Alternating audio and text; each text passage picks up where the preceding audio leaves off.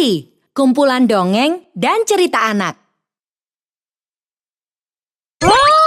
Yuk dukung Riri dengan menekan tombol subscribe.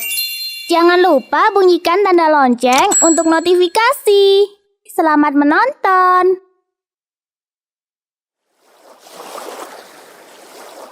Legenda Nyi Roro Kidul.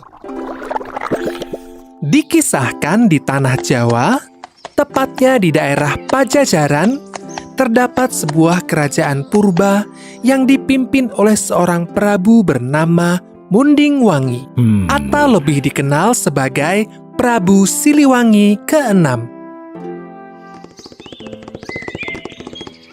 Prabu Siliwangi terkenal akan kegemarannya berburu hewan di hutan. Pada suatu hari, Prabu Siliwangi tersesat ketika sedang berburu. Hutan ini sungguh misterius. Aku sama sekali tidak bisa menemukan jalan keluar. Apakah aku terlalu jauh masuk ke dalam hutan? Prabu Siliwangi merasa putus asa. Bagaimana jika dia benar-benar tidak bisa keluar? Namun, keberuntungan datang kepadanya. Hei, ada orang lain selain aku di hutan ini. Syukurlah, pasti dia tahu jalan keluarnya.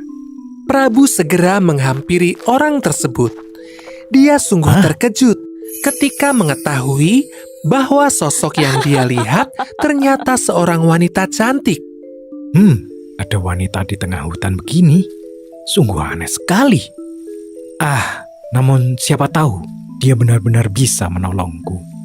Prabu Siliwangi pun menyapa wanita cantik tersebut. Maafkan jika saya lancang. Sepertinya saya tersesat di hutan misterius ini. Apakah Anda bisa membantu saya? Ada manusia yang tersesat rupanya.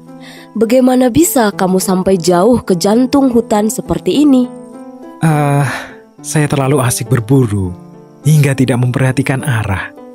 Apakah Anda bersedia menunjukkan jalan keluar dari hutan ini? Aku sudah lama tinggal di sini. Bisa dibilang aku tahu seluk-beluk hutan ini. Aku akan menunjukkannya padamu. Namun, aku punya syarat.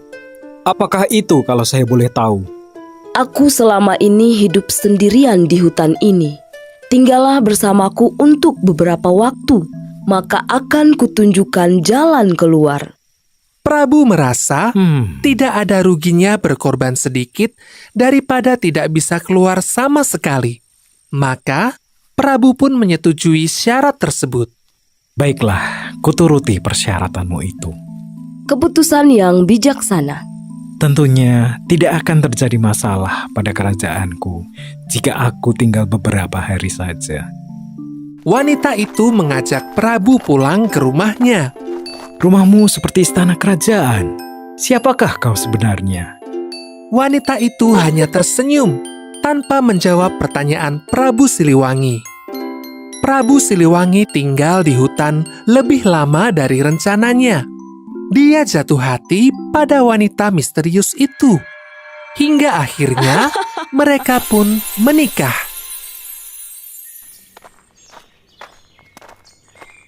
Istriku, aku rasa sudah saatnya aku kembali ke kerajaanku. Rakyatku tentu akan kesulitan jika rajanya menghilang lama sekali. Baiklah, suamiku. Biarkan pasukanku mengantarkanmu keluar dari hutan ini. Jagalah selalu kesehatanmu. Sesekali kembalilah ke sini. Terima kasih istriku. Jika aku pergi berburu lagi, aku akan mampir ke sini. Pasukan dari sang istri, penguasa hutan pun mengantarkan Prabu Siliwangi hingga keluar dari hutan. Sesampainya di kerajaan, seluruh rakyat sangat terkejut. Selama ini, mereka mengira Prabu Munding Wangi telah meninggal. Kini, ketika sang Prabu kembali, tentu saja mereka menyambut dengan sukacita. Beberapa bulan berlalu begitu saja. Prabu sangat sibuk dengan pekerjaan yang menumpuk selama dia pergi. Hingga dia pun melupakan istrinya yang tinggal di dalam hutan. Pada suatu malam, ketika Prabu tertidur, ia terbangun karena mendengar suara tangisan bayi. Ia pun bergegas keluar istana untuk mencari asal suara tersebut. Ketika Prabu membuka pintu kamar, dia dikejutkan dengan kehadiran bayi mungil yang sedang menangis dengan kencang. Bayi siapa ini? Siapa yang berani membawa bayi ke dalam istanaku? Prabu menggendong bayi itu dan bermaksud untuk menyerahkannya kepada dayang istana. Tiba-tiba saja, sebuah sinar yang menyilaukan mata muncul entah dari mana. Dari balik sinar tersebut, muncullah sesosok wanita. Wanita itu tak lain adalah istri Prabu Siliwangi yang tinggal di dalam hutan. Selamat malam, suamiku. Aku datang kemari untuk memberitahukan sesuatu yang penting padamu. Apakah itu istriku? Dan bagaimana kau bisa sampai di sini? Bayi yang kau gendong adalah putri kita. Aku kemari untuk menitipkannya padamu. Rawatlah ia sebagai manusia. Anak kita? Manusia? Apa maksudmu?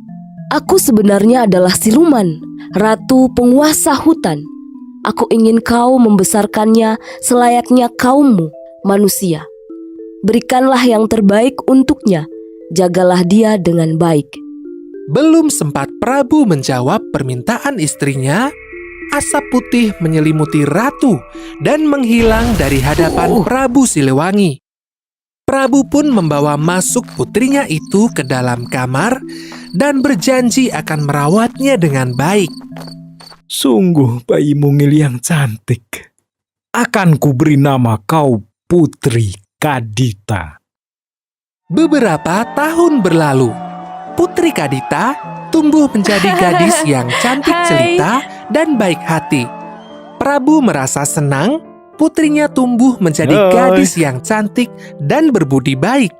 Namun, ada kalanya paras cantik putrinya itu mengingatkan dia pada sang istri.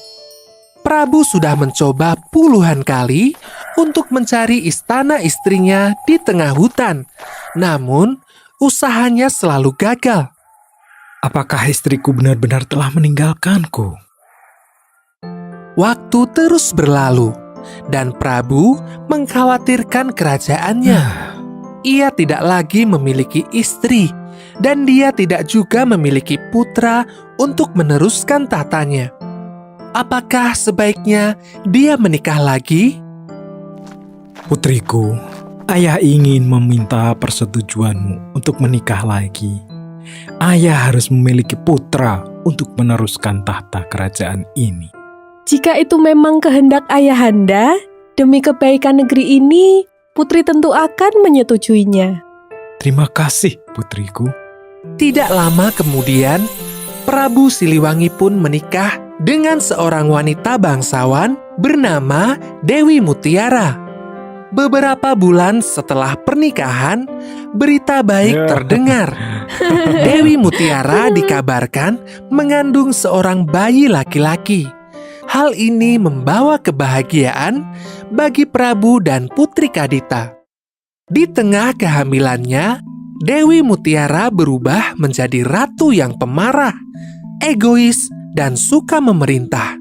Suamiku, aku ingin makanan mewah seperti jamuan istana. Baiklah istriku, akan kuperintahkan juru masak istana menyiapkannya untukmu. Pada awalnya, Prabu Siliwangi memenuhi semua permintaan istrinya itu. Namun, permintaan Dewi Mutiara semakin hari semakin aneh. Suamiku, demi kelancaran kehamilanku, aku ada permintaan. Aku ingin Putri Kadita keluar dari istana kita. Istriku, tentu saja aku tidak bisa memenuhi permintaanmu itu. Ketika Prabu Siliwangi menolak permintaannya, Dewi Mutiara merasa kecewa, kesal, dan sangat marah. Selama masih ada Putri Kadita, kasih sayang Prabu akan selalu terbagi dua. Aku harus mencari cara. Dewi Mutiara diam-diam mencari jalan keluar untuk menyingkirkan Putri Kadita.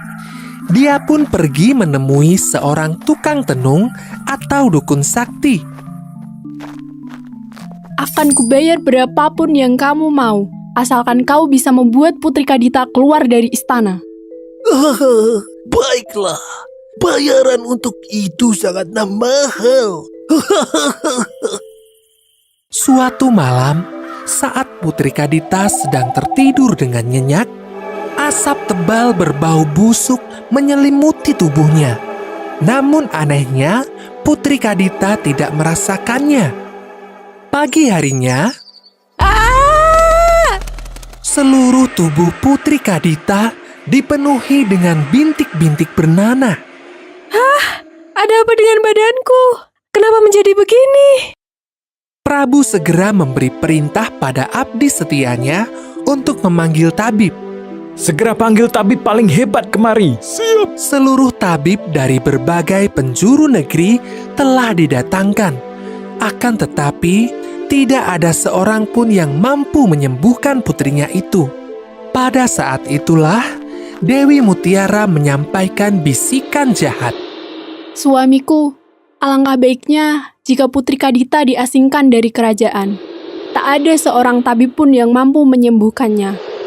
Kita tidak tahu kapan penyakit itu bisa menyebar dan menular ke kita, calon putra kita, ke rakyat kita. Pertimbangkanlah ini. Ini demi kerajaan kita juga. Baiklah. Dengan berat hati, Prabu merelakan putrinya itu keluar dari istana. Jaga dirimu baik-baik, putriku. Maafkanlah ayahmu yang tidak sanggup melakukan apa-apa untukmu. Tidak apa-apa, Ayah. Aku akan baik-baik saja. Akhirnya, Putri Kadita meninggalkan istana kerajaan. Ia terus berjalan menjauhi istana. Tidak terasa, ia sampai di Gunung Kombang. Di gunung itu, dia pun bertapa. Kumohon, sembuhkanlah penyakit ini ya Tuhan. Setelah berbulan-bulan, doanya dijawab oleh seseorang. Pergilah ke pantai selatan. Pergilah ke pantai selatan. Hah? Siapa itu? Siapa di sana? Keluarlah. Aku adalah ibumu, wahai anakku, Putri Kadita. Ibu, kenapa kau tidak menampakkan dirimu? Suatu saat kamu akan bertemu denganku. Pergilah terlebih dulu ke pantai selatan.